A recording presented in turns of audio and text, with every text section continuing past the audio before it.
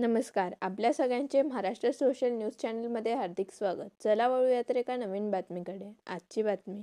धुळे जिल्ह्यात दुहेरी हत्याकांडाने मोठी खळबळ उडाली आहे. साक्री तालुक्यात एका विवाहित तरुणीचा आणि एका तरुणाचा संशयास्पद मृतदेह आढळून आला.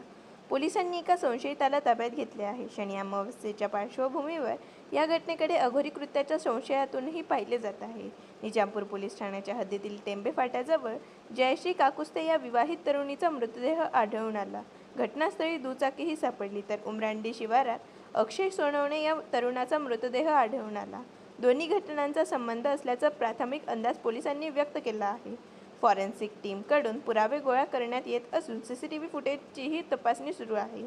दरम्यान योगेश खैरनार उर्फ भैया महाराज या संशयिताला पोलिसांनी ताब्यात घेतले असून पुढील तपास सुरू आहे.